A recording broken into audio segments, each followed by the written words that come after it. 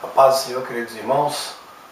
Nesta oportunidade eu quero mais uma vez saudar vocês e dizer que é uma felicidade muito grande estar novamente com vocês para este estudo da Palavra de Deus, para o nosso pequeno grupo de estudos, o GOD, que é o Grupo de Oração e Discipulado.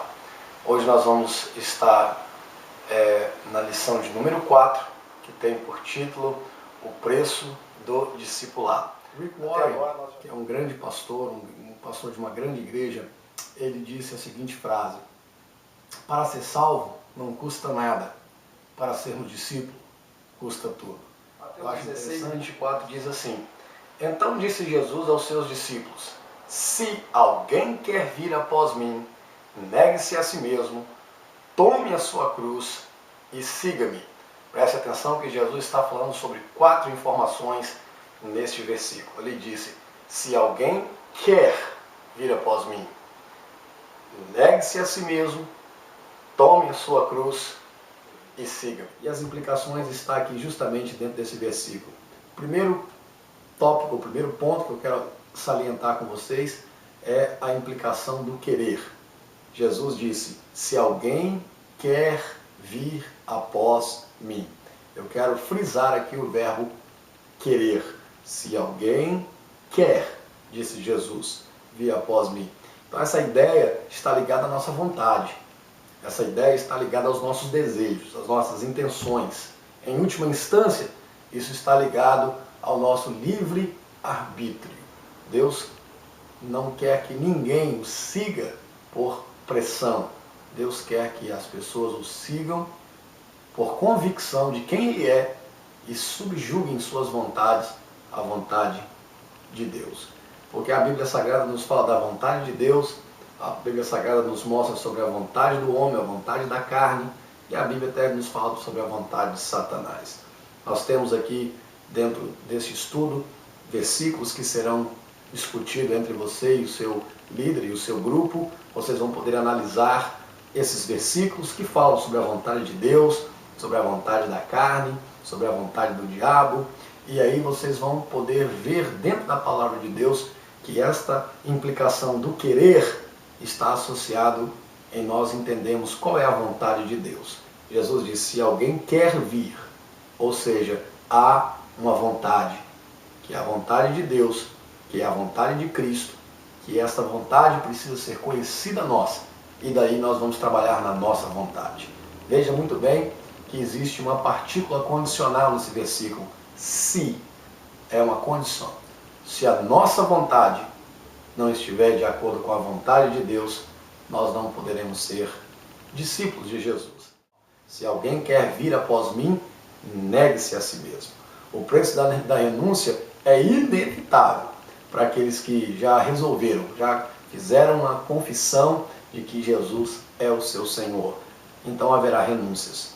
É muito importante nós frisarmos este relacionamento entre o querer fazer a vontade de Deus e uma renúncia pessoal. É impossível nós sermos discípulos de Jesus sem termos que renunciar algumas coisas para seguirmos a Ele.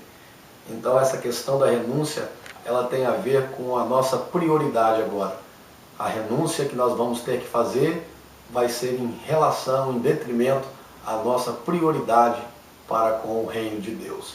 Então nós vamos ver Jesus ensinando em várias outras partes do Novo Testamento. Nós vamos ver ensinamentos de Jesus, ensinamento dos apóstolos, ensinamento da igreja primitiva, que era necessário fazer renúncias para se seguir a Jesus. Então nós vamos ver a questão da perda para ganhar, nós vamos falar sobre aonde está o teu coração, aí está o teu tesouro.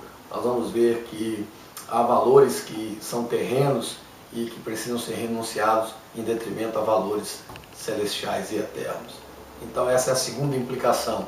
O seu querer, a sua vontade, ela vai te levar então ao terceiro quesito, a terceira implicação é que neste evangelho a cruz.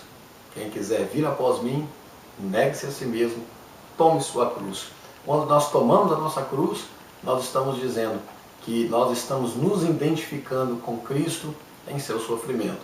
E aqui, queridos, a nossa cruz, ela é mostrada, evidenciada, quando nós amamos os nossos inimigos. É um amor sacrificial. Quando nós nos despojamos dos nossos desejos carnais, nós abrimos mãos da nossa vaidade humana, dos nossos desejos carnais e começamos então a viver uma vida conforme a vontade de Deus. O preço de passar provações por amor ao Evangelho, você se torna alguém que agora quer viver segundo o Evangelho, segundo a vontade de Deus. Então você vai ver que este mundo que nós vivemos nele, ele é antagônico a este Evangelho, a este estilo de vida que Deus quer que os seus discípulos tenham. Então muitas vezes você vai passar provações pelo fato de que você agora quer viver essas realidades, essas verdades do Evangelho. Você está vivendo, quando você vive essas verdades, você está levando a sua cruz. O preço de se pagar o mal com o bem.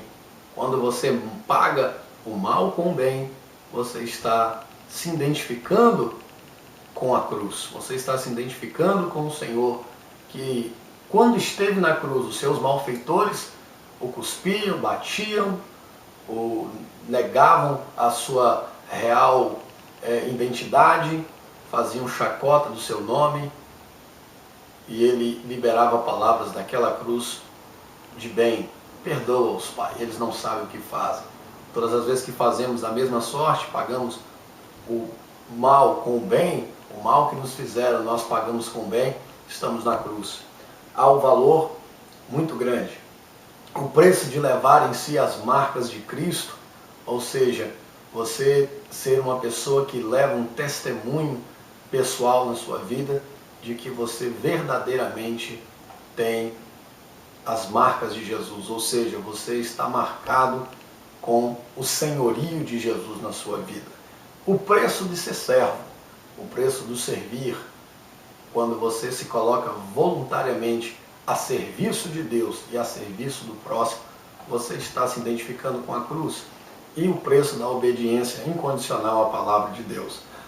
São preços que nós estamos olhando dentro do aspecto de tomar a sua cruz. Por fim, Jesus disse, siga-me. Essa questão do siga-me dentro desse versículo fala de três coisas. Fala de destino, fala de um modelo e fala de um propósito. Então, quando Jesus estava dizendo, siga-me, ele estava dizendo, eu tenho um destino, e o meu destino é também para vocês o vosso destino. Quando Jesus disse, siga-me, ele disse, existe um modelo e eu quero que vocês tenham esse modelo. E esse modelo está na própria pessoa de Jesus, está na própria maneira de como Jesus se portou na terra como homem. Ele está dizendo, existe esse modelo e existe um propósito. Por que que Jesus quer que nós o sigamos? Porque existe um propósito na terra de sermos discípulos, sermos alguém que vai cumprir o propósito de Deus pela igreja, que começa com a cabeça da igreja, que é Cristo Jesus.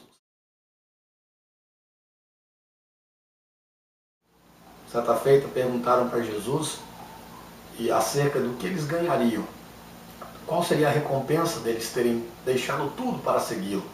E Jesus disse para os seus discípulos as seguintes palavras: vocês que deixaram tudo para me seguir e deixaram casas, famílias, pais, mães e todas as coisas, Jesus disse, vocês terão 100 vezes mais dessas coisas aqui na terra, com perseguição. Mas ele diz agora acerca da vida eterna. E por fim, a vida eterna. Querido, creia que aquele que te chamou também é poderoso para te guardar e te recompensar. Que Cristo Jesus te abençoe neste estudo. Fique na paz.